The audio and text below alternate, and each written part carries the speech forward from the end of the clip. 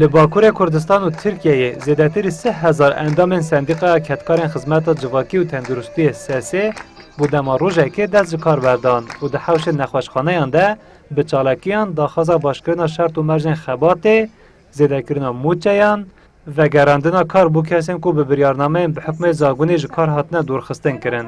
Rêveberên sendîqaya SSê dibêjin hejmara nexweşan zêde ya bizîşkan kêm e û barê karmendên tenduristiyê jî gelekê giran e û mûçeyên wan jî gelekê kêm in. Daxwaza me yekemîn em dibêjin herî kêm maaşê ê xebatkarê tenduristiyê yê din jî herî kêm li ser ev sînorê xizanbûnê yani ser 35,000 be lazim e. Lazim e ku cara yekem lezgîn xebatkar bêne girtin hem ê tenduristiyê hem bijîşk em bêjin werin girtin. Şert û mercê ku em tê de dixebitin ewana werin başkirin û zextê ku li ser me tên ferskirin ewana jî kêm bibin. Xistin adaletî ji hevalê me re dibêjin Li gorî ragihandina rêveberên SSê li Bakur û Tirkiye rojane hem bizîşk cana zêdetirî 100 nexweşan meîne dikin û bi vê yekê vegirêdayê xebatkarê din yên tenduristiyê jî zêdetir kar dikin. Nûnerên sendîqayan dibêjin li welatên pêşketî bizîşk rojane herî zêde 20 nexweşan meîne dike û mûça û şertên karkirinê jî gelek jiyên li Tirkiye û Bakur baştir in.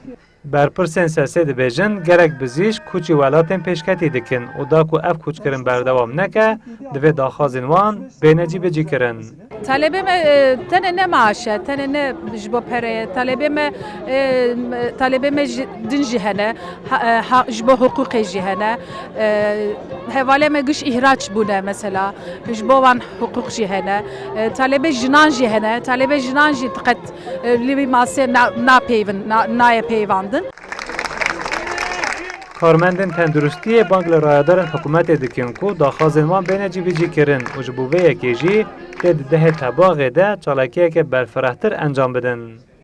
Rojane bi hezaran welatî serî li van nexweşxaneya didin ji bo çareseriya bizîşkî têne ba bizîşka ba xebatkarên tenduristiyê lê belê ew dibêjin pirsgirêkên me jî hene da ku hikûmet van pirsgirêkan çareser bikin ew jî dest bi çalakiyan dikin.